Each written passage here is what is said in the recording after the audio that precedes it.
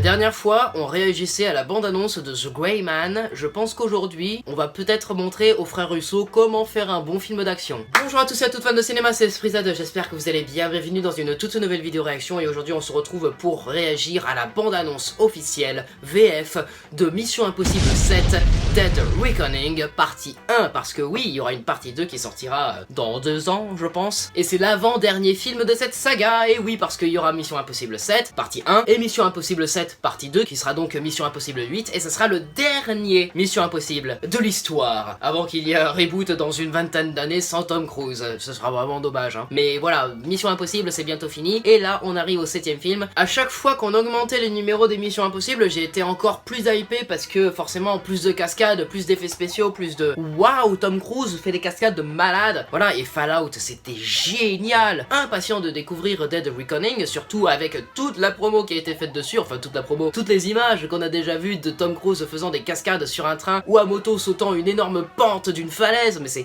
Quel homme, quel homme. Et donc c'est un film qui sortira le 12 juillet 2023, on a encore le temps de le voir venir, hein, c'est dans un an, et du coup c'est un film toujours réalisé par Christopher McQuarrie, et du coup on retrouvera absolument tout le cast forcément, hein, Rebecca Ferguson, Hayley Atwell, Simon Pegg, et bien d'autres, voilà, donc j'ai hâte de voir ce que ça va donner, on va regarder cette bande-annonce tout de suite, lumière, moteur, ça tournerait, action, et puis découvrons cette bande-annonce tout de suite, j'ai très hâte. Qu'est-ce que t'en penses de Tom Cruise, Jean-Claudette? Transition, son sous souris.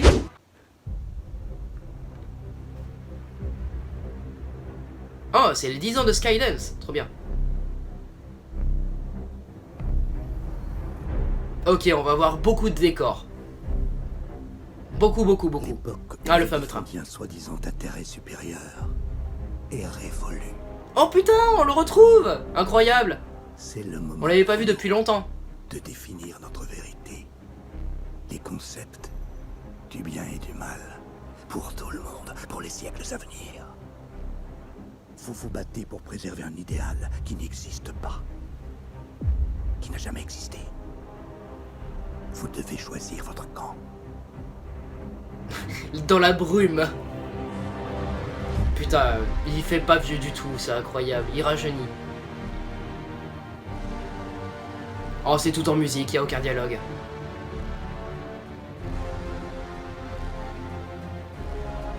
Waouh. Putain, ils vont aller dans trop d'endroits. Mais ça va être lui le méchant? Ça va être le gars du premier film là, qui ont pensé qu'il était méchant mais en fait non.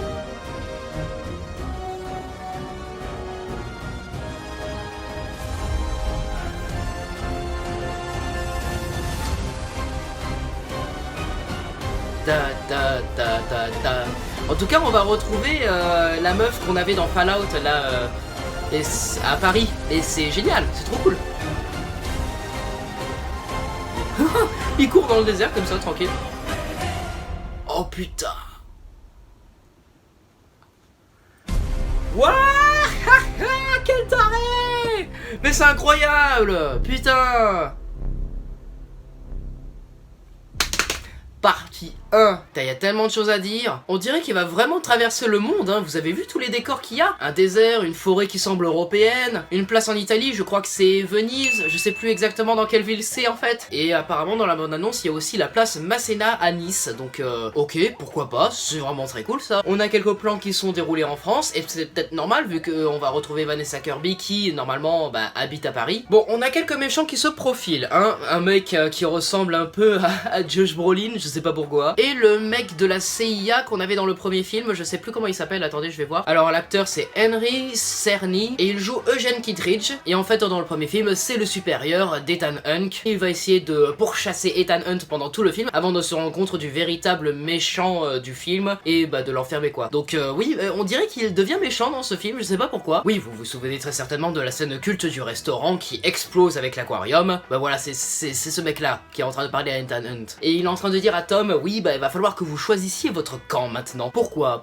Qu'est-ce qui se passe là? Et du coup, dans cette bande-annonce, on voit pas mal Hayley Atwell, qui est donc un nouveau personnage du cast. Et oui, c'est l'actrice qui joue Captain Carter dans Doctor Strange in the Multiverse of Madness. Et oui, c'est l'agent Carter dans Captain America, oui, exactement. Mais du coup, c'est cool, on va retrouver Simon Pegg dans le rôle de Benji. Et en vrai, avec Tom Cruise, bah, c'est mon gars préféré de la saga, j'adore. J'adore Simon Pegg, c'est incroyable. Comme je vous l'ai dit, nous allons retrouver Vanessa Kirby qui jouait déjà dans Fallout. Et je me demande vraiment à quoi elle va servir dans le film. Bien sûr, on va retrouver Luther, joué par Ving Rhames. Et on va aussi retrouver Rebecca Ferguson, Shea Wingham. Les mouvements de caméra et les scènes d'action ont l'air vraiment très chorégraphiés, travaillés, et puis vraiment très énergiques à la John Wick, et franchement ça fait très plaisir. C'est énormément coloré, ça pète de partout, et franchement ça donne ultra envie quoi, ça a l'air énergique as fuck. Ça va être un rodéo de 2h30 comme ça, où le cœur ne va pas arrêter de battre, et quand il y aura des moments de pause, c'est juste pour la narration, pour développer un peu les personnages, pour leur faire vivre des petits moments d'émotion, ou sinon ça va être des moments de tension avec les méchants, et c'est incroyable. Imaginez la fin du film, ça se termine en putain de cliffhanger, direction la partie 2 un an après, mais voilà, on a encore le temps, ce n'est que la première bande-annonce du film, il y en aura certainement une deuxième qui durera bien plus longtemps et qui sortira dans quelques mois parce que franchement, hein, on a un an avant la sortie de ce film, très hâte, même avec quelques images, sans dialogue, juste de la musique et puis forcément le thème de Mission Impossible qui revient sur la fin, c'est incroyable. Voilà, c'est la fin de cette vidéo réaction, j'espère qu'elle vous aura plu, si c'est le cas, n'hésitez pas à vous abonner, partager, commenter, liker cette vidéo et n'hésitez pas aussi à me suivre sur tous les réseaux sociaux, on se retrouve très prochainement pour une nouvelle vidéo réaction, c'était Esprit Z coupé, et puis voilà, hein, en vrai Serra,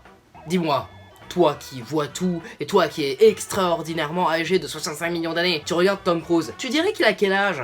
Hein? Food. Mais voilà, il fait trop jeune. On adore Tom Cruise, hein. Il vieillit pas. C'est une fontaine de jouvence le mec.